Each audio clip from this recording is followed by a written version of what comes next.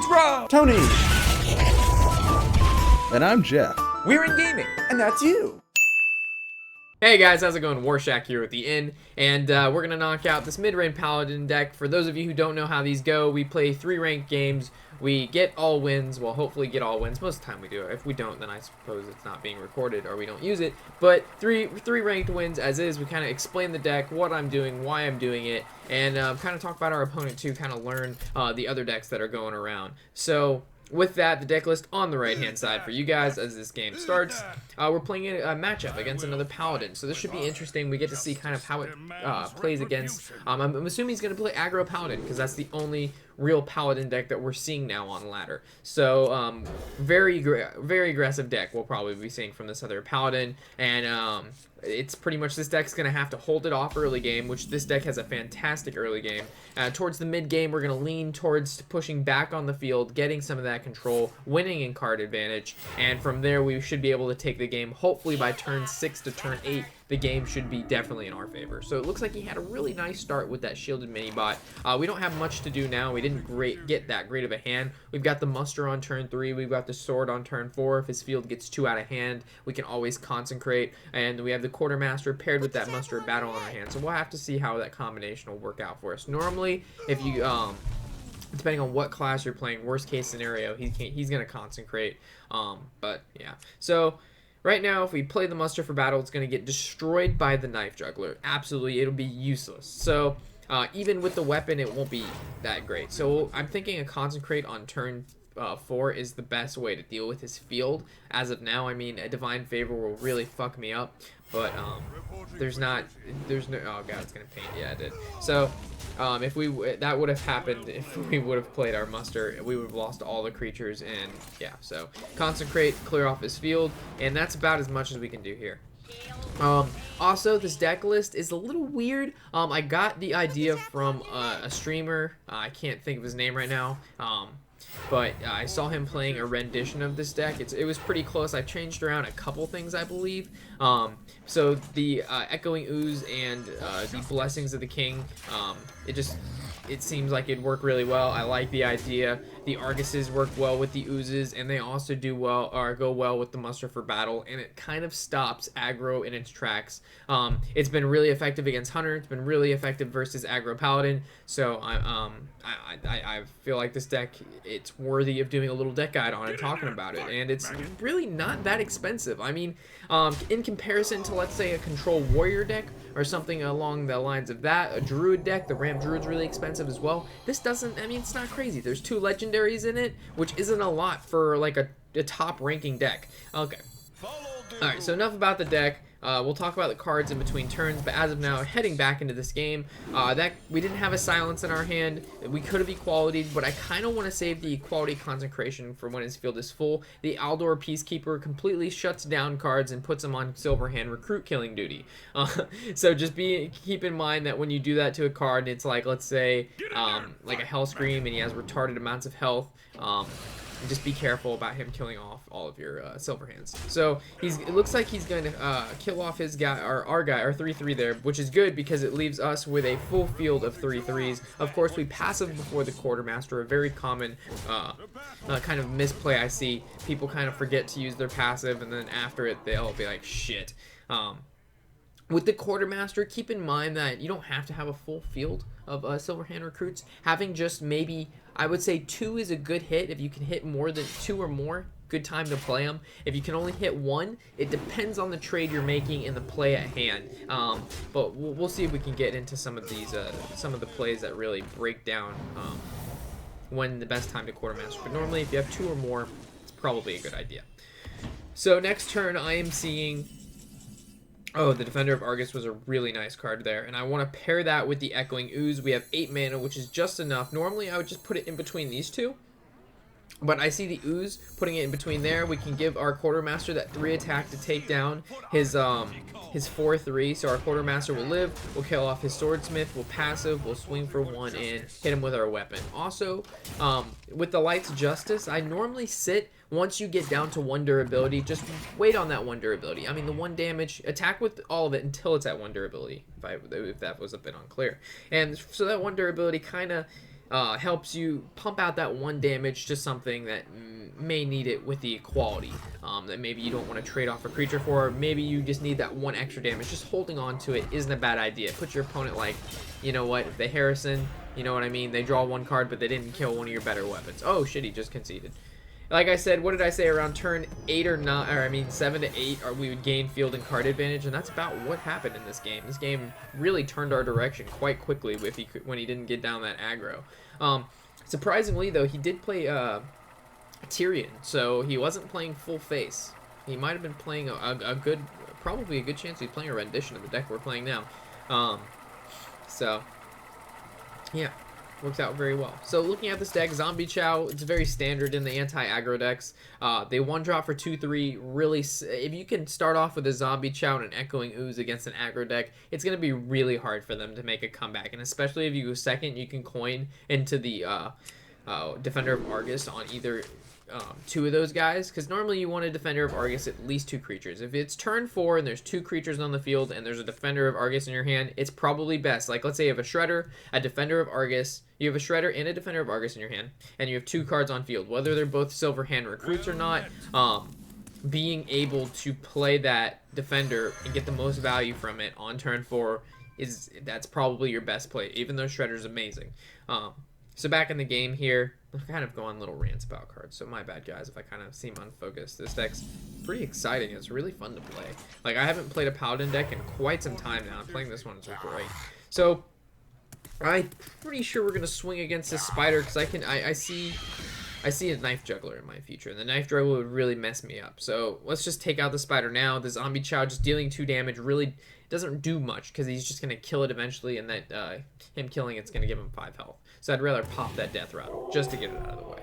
So I can see him killing off our Silver Hand recruit and swinging directly with the other Spider. So the Silver Hand recruit's dead, like I said, and he's swinging directly. All right. So here it's kind of a weird play, because we can passive, or we coin into Shredder, or we coin into, oh man, coin into Shredder is probably our best choice here. It'll be able to absorb. I don't know what he's gonna do. He could hit it to the Spider and a Wolf. That wouldn't be a bad play. Or he'll just swing directly, depending on what kind of deck he's playing. And him being overloaded really stops him from playing anything too intense. And I'm glad he played Thalamos now, because I think I'm gonna be able to consecrate, and then I'll kill off the last Wolf. Yeah, with the hand like this, it looks like there's no point to Aldor, there's no point to Defender of Argus. It's consecration, wasting it on, I don't know, it's not really a waste. You got some value. Could have been a little bit more, but. So, this leaves the Shredder at 1 health. Hopefully he doesn't have an Earth Shock. That'd be pretty depressing. He's going into the Totem. And that was it. Wow. The Shaman's hand must not be that great. So I think Belcher's our best choice here. And we'll swing for 2. Or swing into the 2. From next turn, if he plays a creature, we'll play our sword. If not, we'll Defender of Argus and passive.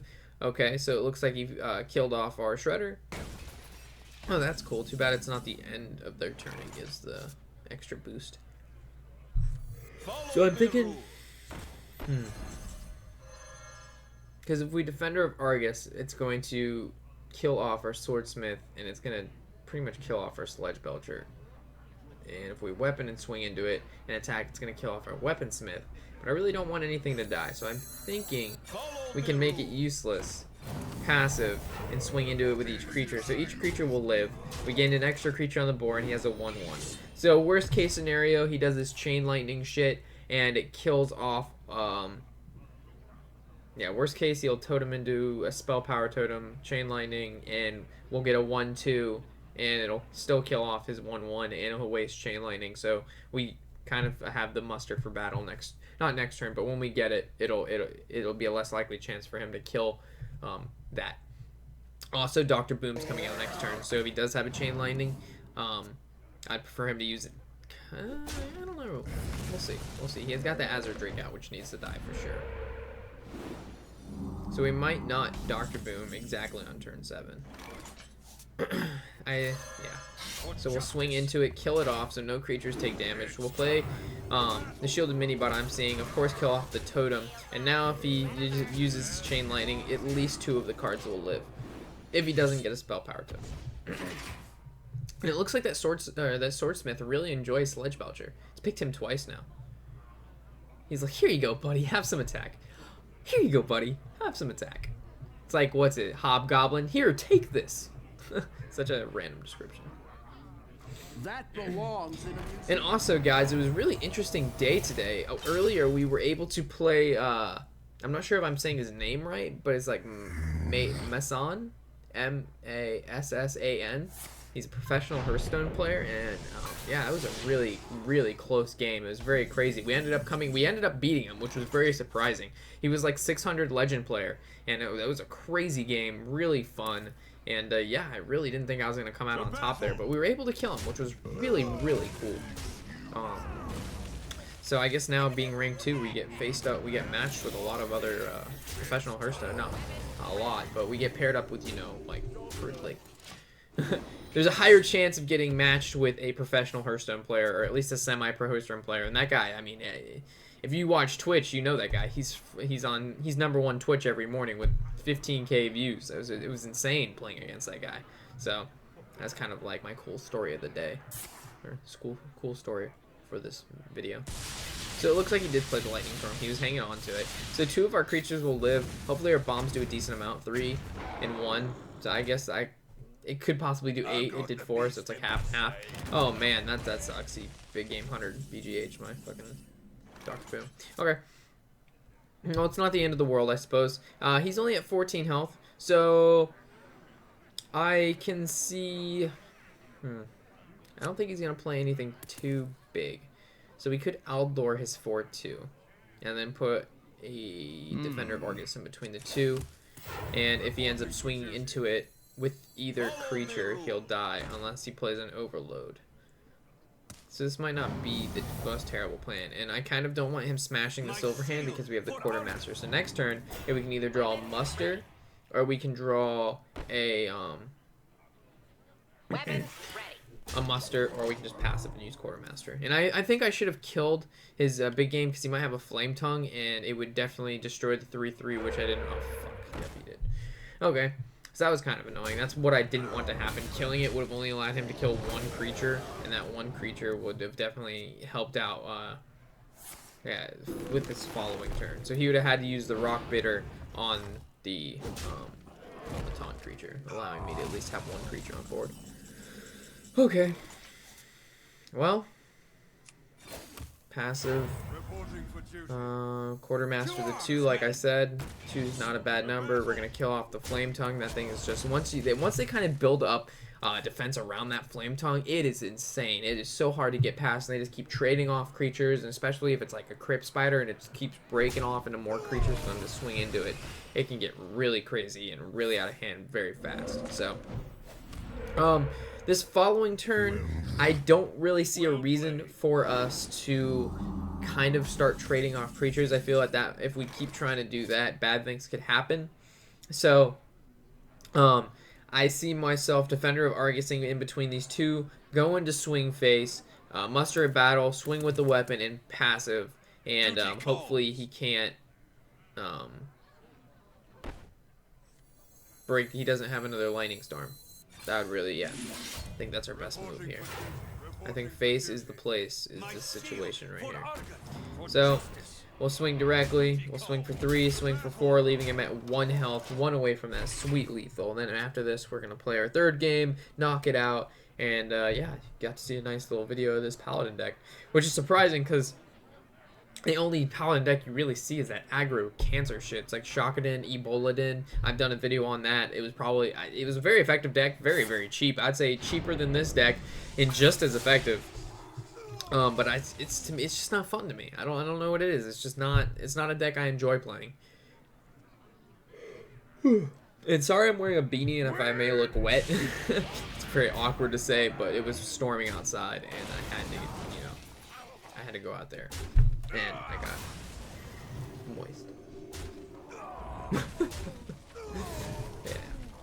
So that's why I'm wearing a beanie. Normally I'd be, you know, I don't wear beanies in our videos. Maybe on stream, not in the videos. Anyway, it was really lucky for us to draw that Blessing of the King. And now we can kill off his taunt, which is fucking extremely lucky. And now we can swing for 1. We would have lay on hands and probably been able to draw a weapon or draw a Consecrate. But, I mean, it worked out well this way. So, nice, nice, nice. One more game, and we will be 2 games away from rank 1, and this video will have that 3 wins it needs to be one of the deck guides. So that'll be awesome. So let's knock out another win here.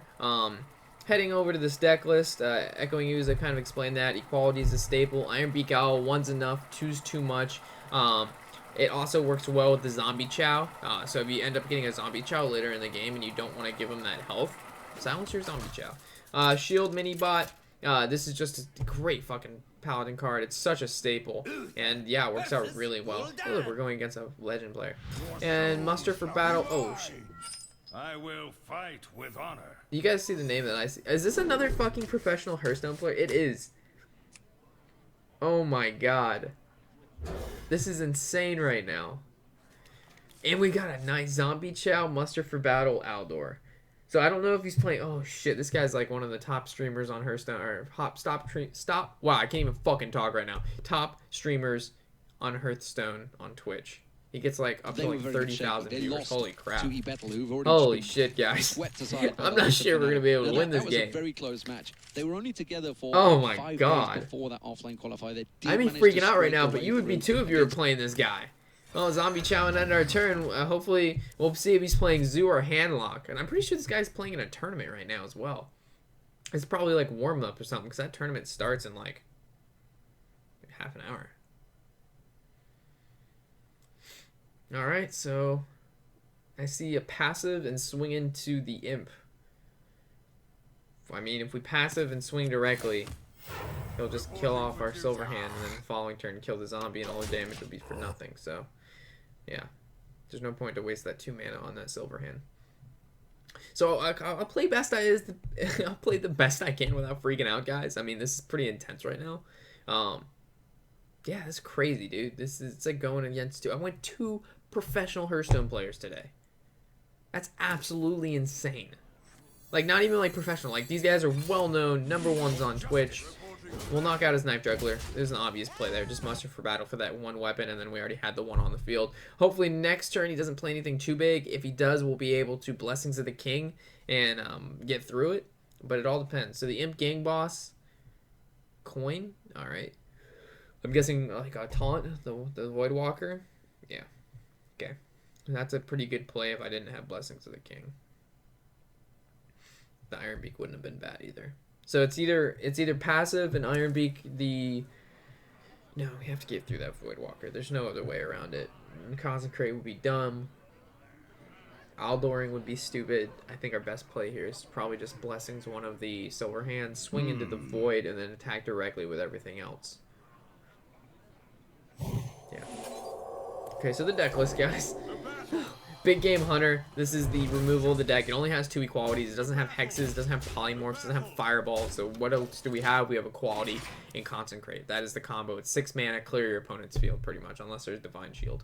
The True Silver Champion, staple in any deck. The Blessings of the King, like I said, works really well with the Echoing Ooze, and along with, you just saw the play there up. Looks like our 5/4 is going to die, and he's going to gain a 1/1 from it.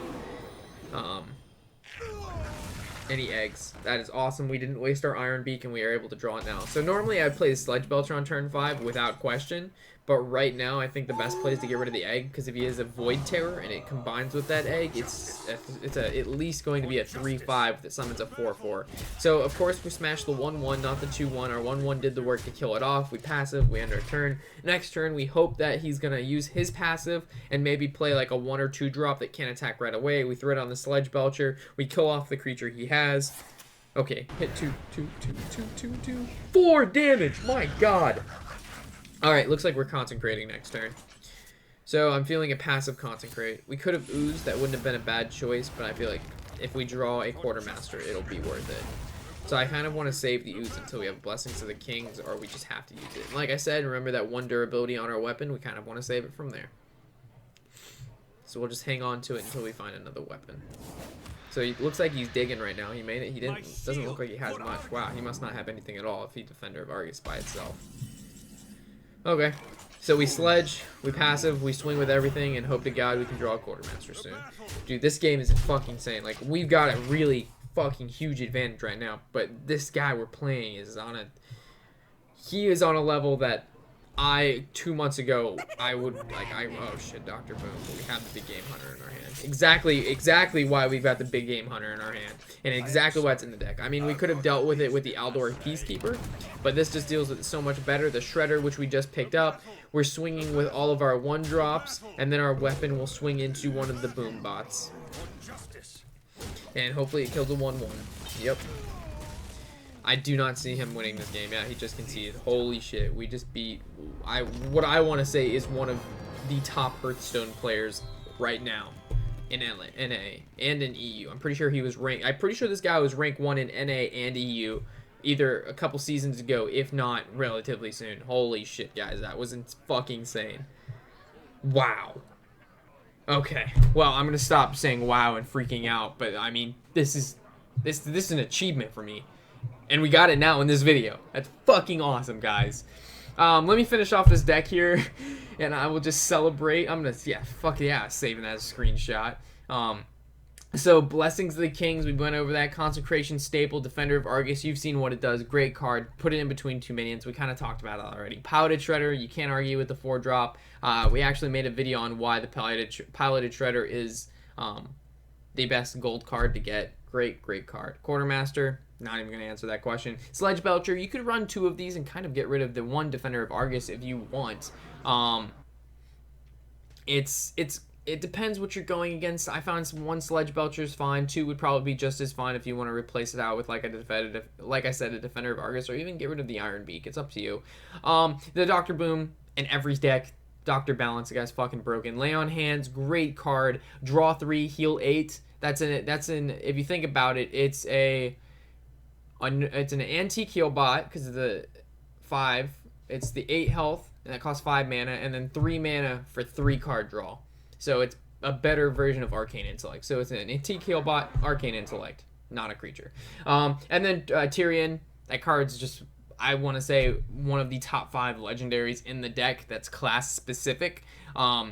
He's amazing. We didn't get to play him, but he's great. And if you don't have him, you should definitely get him if you're going to be playing Paladin, because he goes in almost every deck. So thanks, guys, for stopping by the inn. If you've enjoyed your stay, I'm happy to hear it. Hopefully you've learned something. This last game was fucking awesome, guys. I'm glad we pushed through. We got our 3 sweet wins, and we were able to beat what I consider probably one of the coolest and one of the top Hearthstone players in the world and on Twitch. So yeah, that was insane. Thank you all for stopping by the inn. I'm Warshak, and happy whatever the hell day it is.